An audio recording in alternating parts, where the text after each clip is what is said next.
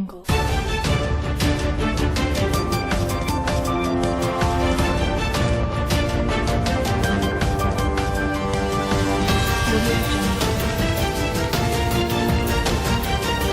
entrevista de la semana en Maray Televisión. A través de Maray Radio y Maray Televisión conversamos en esta oportunidad con la señorita Carolina Figueroa, presidenta de la Fundación Emilia, que nace precisamente en nombre de la ley Emilia. ¿Cómo está, Carolina? Bienvenida a Maray Radio y Maray Televisión. Muchas gracias por la invitación. Muy bien, cuéntanos un poquitito acerca de la Fundación Emilia, cómo nace, desde dónde nace precisamente. Bueno, la fundación nace una vez que se logró aprobar la ley Emilia y básicamente una necesidad familiar. Nosotros en el proceso de la ley nos dimos cuenta de que al Congreso llegaban una serie de familias que se sentaban a acompañarnos mientras se legislaba sobre la ley y que nos decían y nos relataban sus casos, y nos dimos cuenta de que muchas de las víctimas de siniestros viales primero estaban en la total orfandad. Finalmente no tenían acceso a la justicia, no conocían cuáles eran los criterios de la legislación, tampoco tenían acceso a abogados, etcétera. Entonces nace la fundación con el fin de tratar de atender a esas víctimas de siniestros viales, de generar sensibilización y también educación en distintas áreas con respecto a la siniestralidad vial. Una vez que nace ya se empiezan a delinear algunos objetivos. ¿Cuáles son algunos de esos objetivos particularmente? Bueno, básicamente son 3: atención a víctimas de siniestros viales, la generación de talleres educativos como educación continua en todos los niveles, desde preescolar hasta adultos, porque creo que la educación continua es constante, y campañas de sensibilización, que son como los 3 objetivos que hemos tenido como fundación y que hemos tratado de llevar de la mejor forma posible. Pero es increíble que ustedes como fundación estén luchando constantemente para que las personas conduzcan sobrias, sobre todo cuando hay fines de semana como el que tuvimos en Fiestas Patrias, Navidad, Año Nuevo. Normalmente se bebe mucho alcohol y durante todo el año, y ocurren casos de alta connotación social. ¿Por dónde pasa todo esto realmente, la conciencia de la gente, a pesar de tanta campaña que se hace? Yo creo que esto es un cambio cultural. Finalmente los cambios culturales, yo soy historiadora, entonces los cambios culturales son de mediana a larga duración. Te doy un ejemplo clásico: el cigarrillo. Ahora, si tú te pones a fumar un cigarrillo al dentro de una cafetería, todo el mundo te miraría feo porque hay toda una reglamentación al respecto. Pero eso no fue de un día para otro. Fue un cambio cultural que tuvo su espacio y tuvo su avance. A mí me parece que en el caso del alcohol y la conducción, o las drogas o la conducción, o cualquier tipo de imprudencia en la conducción, estamos todavía muy en pañales. Recordemos que la ley de tolerancia cero que se promulga en el 2012 recién trajo los intoxilizers. O sea, ni siquiera cumplimos 10 años con protocolos de intoxilizer en carretera. Entonces es un cambio cultural que va a demorar mucho, mediano a largo plazo, pero que hay que seguir avanzando. Absolutamente. Carolina, respecto de la ley Emilia en particular, ¿qué hay de las penas en este sentido? Es un tema complejo. Las penas en el país no son iguales para todos. Yo creo que hay que partir diciendo eso. La justicia en el país no es igual para todos, depende de una serie de circunstancias. Depende del fiscal que tome tu causa, depende del tribunal que te escuche, depende de la subjetividad del juez que toma los antecedentes. Y creo que eso es uno de los principales problemas que tenemos, no solamente con la aplicación de la ley Emilia, sino que con cualquier tipo de aplicación de leyes. Por lo tanto, tenemos sentencias altas, por ejemplo, en Coquimbo tenemos sentencias de 8 años, en Viña del Mar de 8 años, etcétera, y sentencias muy bajas, de 3 años, ahora en Iquique, en Punta Arenas, a veces, en Temuco. Entonces, finalmente son características subjetivas. Entonces, lo que hay que hacer es un trabajo fiscalía por fiscalía, tratando de sensibilizar el trabajo de los fiscales y que pidan los techos, pues, no los pisos de lo que te da la ley. Ahora bien, respecto a los pisos, ¿cuántos años de cárcel prevé la ley Emilia? ¿Cuál es el rango que hay, los parámetros? El rango es de 3 a 10 años. Ese es el rango. Generalmente se piden 5 más 1, 5 años más 1, si es primera vez que genera un siniestro vial con resultado de muerte, lesiones gravísimas, y si es una segunda vez, se piden de 5 más 1 hasta 10.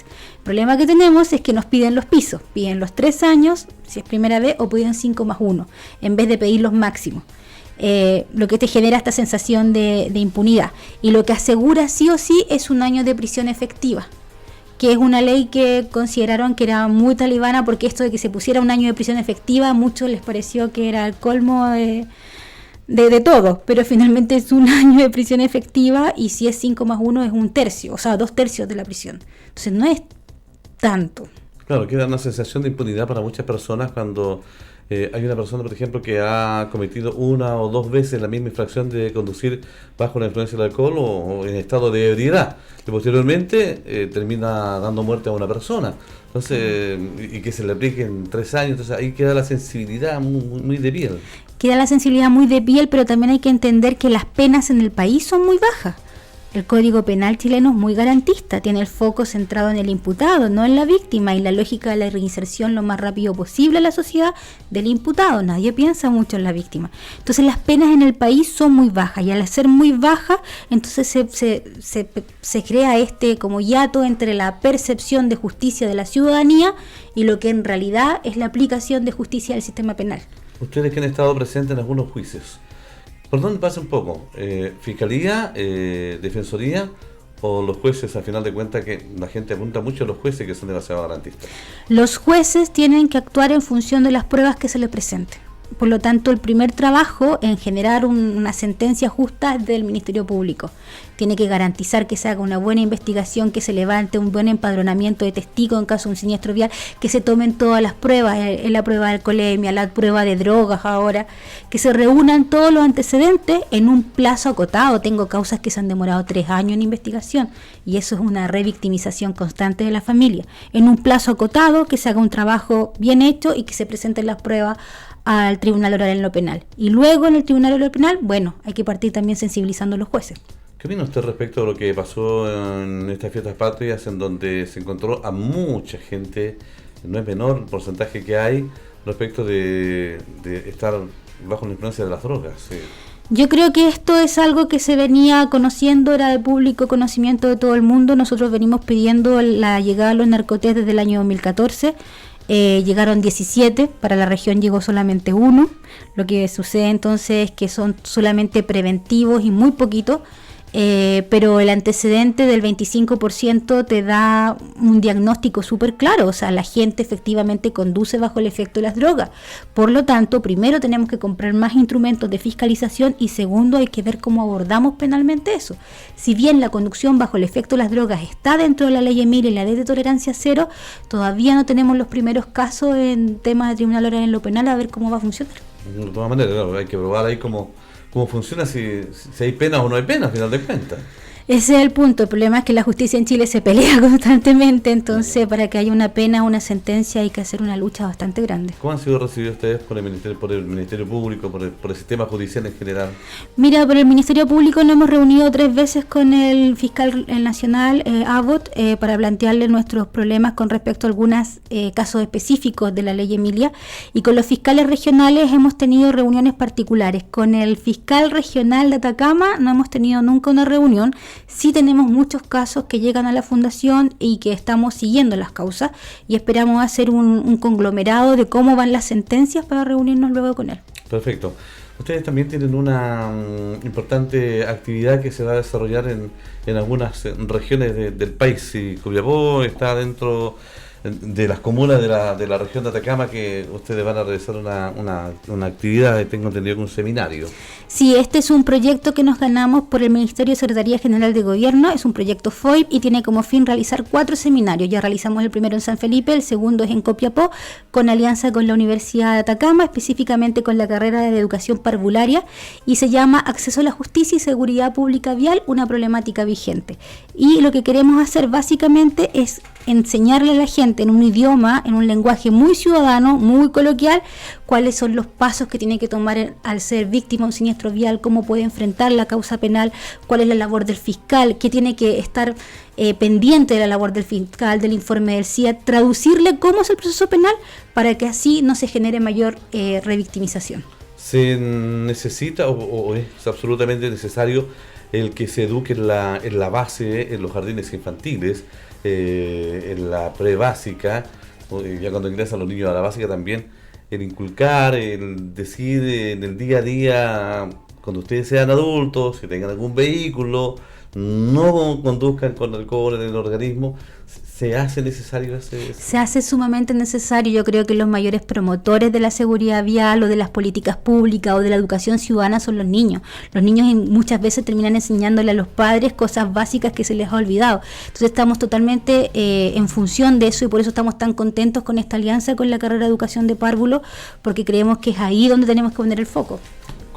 ¿Quiénes más le apoyan a ustedes en esta fundación? Eh, ¿Reciben apoyos ustedes? Trabajamos a través de proyectos, tenemos un perfecto. convenio con la Subsecretaría de Prevención del Delito donde hacemos todas las derivaciones de los casos que nos llegan a la fundación para que tengan un abogado gratuito, porque en el país las víctimas no tienen derecho a abogado gratuito, solamente el imputado tiene derecho a un defensor penal. Es así.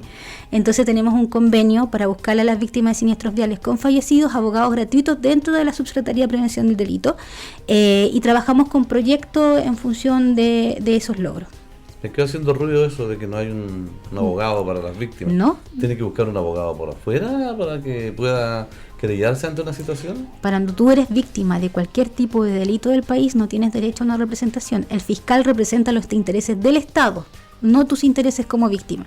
Por lo tanto, nosotros queremos que se avance en una defensoría penal de víctimas para que todos tengan derecho a un abogado gratuito de la misma forma que el imputado tiene derecho a un abogado gratuito.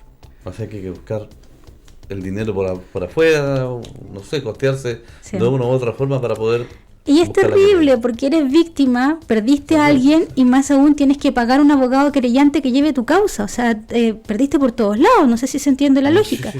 Y es muy terrible porque eso no es digno, primero. Eso te revictimiza, siente que todo el mundo te falla el Estado, te falla la sociedad y generalmente genera procesos en que las familias no logran levantarse, entonces no es menor. Bueno, Carolina, muchísimas gracias por haber conversado con nosotros en Maray Radio y Maray Televisión.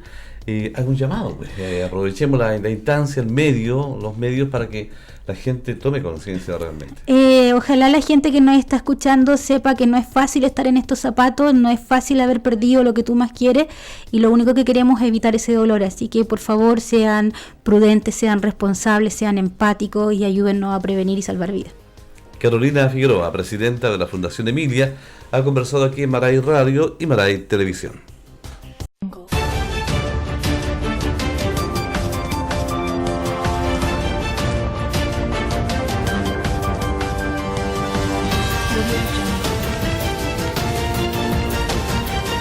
La entrevista de la semana en Maray Televisión.